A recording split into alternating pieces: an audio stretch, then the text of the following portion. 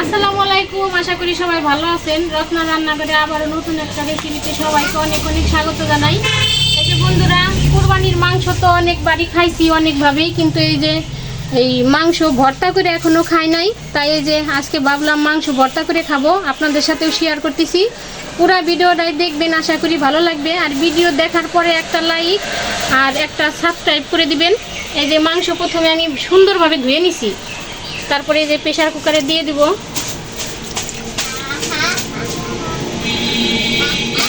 পানি,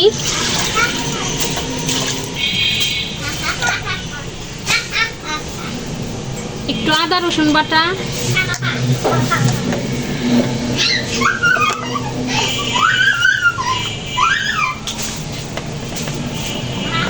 একটু হলুদের গুঁড়া,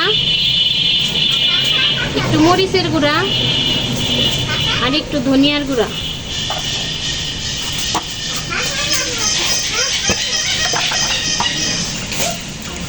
দিয়ে দিব একটু জিরার গুঁড়া,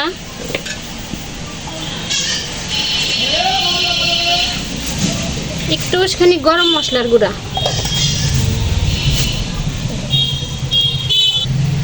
দিব একটু লবণ।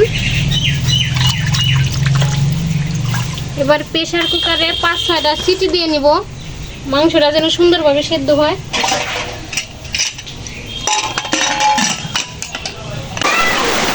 দেখেন বন্ধুরা, আমাদের রাজবাড়িতে ধুম বৃষ্টি হইতেছে। ওই যে রায়ান গোসল করতেছে বৃষ্টিতে। এই যে বন্ধুরা দেখেন, প্রেসার কুকারে সিটি দিয়ে নিচ্ছি, মাংস নামাই নিচ্ছি। এবারে যে মরিচ পেঁয়াজ ভাজে নিব, দিয়ে দিব কড়াইতে তেল, দিয়ে দিলাম তেল,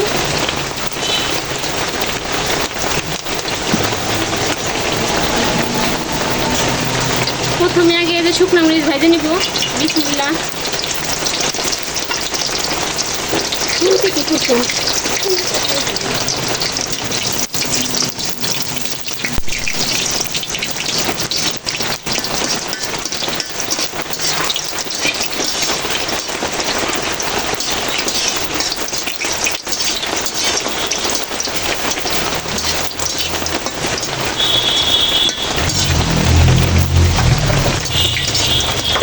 মরিচ ভাজা হয়ে গেছে, তুলে নিব।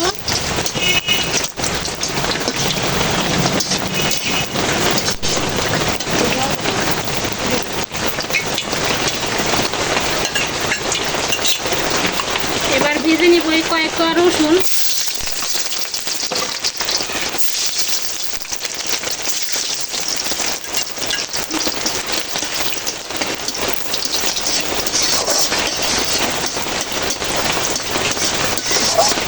রসুন ভাজা হয়ে গেছে, তুলে নিব।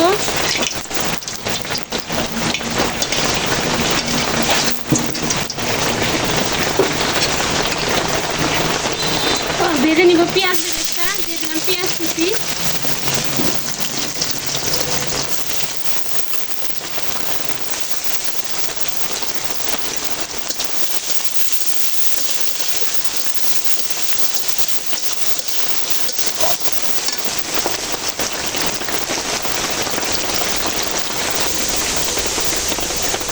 এই যে বন্ধুরা, পেঁয়াজ বেরেস্তা ভাজা হয়ে গেছে, তুলে নিব।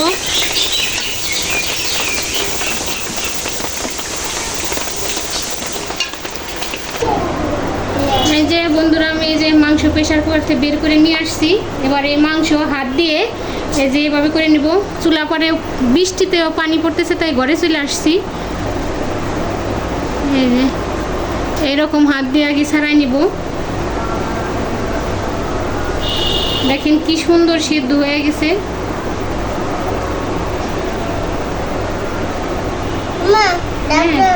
তুমি খাবা একটু? নাও, বল বিসমিল্লাহ বলো। নিচো। এই যে এইভাবে সব মাংসই আমি আগে ছাড়াই নিব।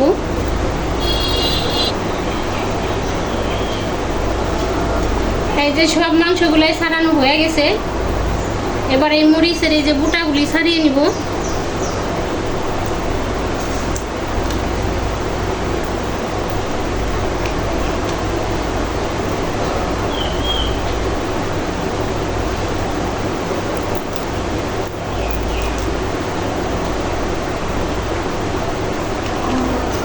এই বুটাগুলো ছাড়ানো হয়ে গেছে। এবার এই মরিচের উপরে একটু লবণ দিয়ে তারপর মরিচগুলো ভাঙিয়ে নিব। লবণ দিয়ে কিন্তু মরিচ ভাঙা সুন্দর হয়। এই যে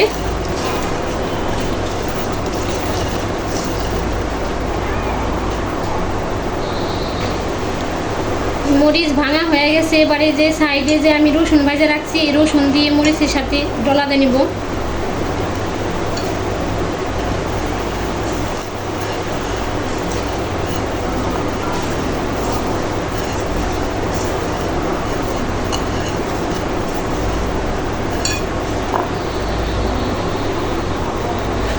এই যে মরিচ আর রসুন, এ দেখেন মরিচ রসুন কিন্তু একটু একটু আস্তে আছে।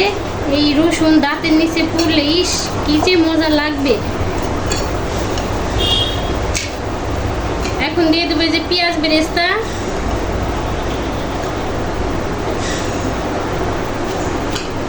পেঁয়াজ কুচি, কাঁচামরিচ কুচি।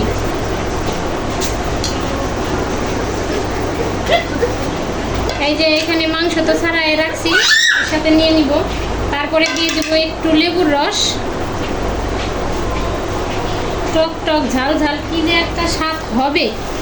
তারপর সুন্দর করে মাখাই নেব।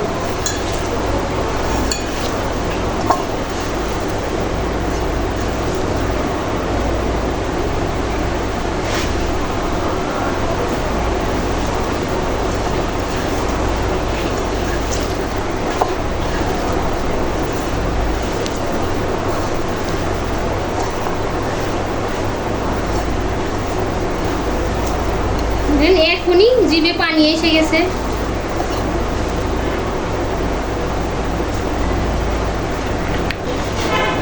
শেষ পর্যায়ে আবার দিয়ে দেবো ঘপ ঘপ করে খানিকটা সরিষার তেল।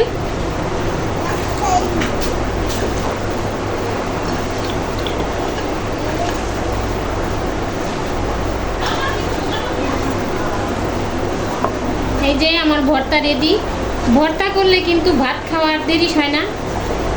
এই প্লেটে নিয়ে নিব কয়েক ভাত। ভর্তা করলে কি আর দেরি করার কায়দা আছে নাকি? দেখেন নিয়ে আসলাম প্লেট ভর্তি গরম গরম ভাত। এবার নিয়ে নিব এই যে ভর্তা।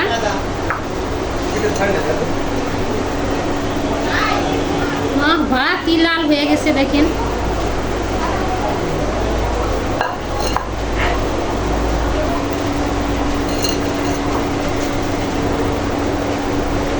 বিসমিল্লাহ।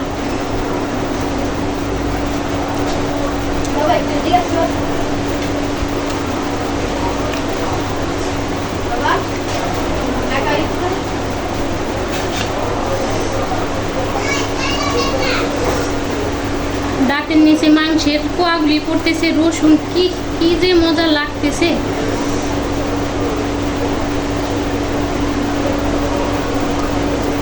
লেবু রস নিচে টক টক একটা ভাব আছে।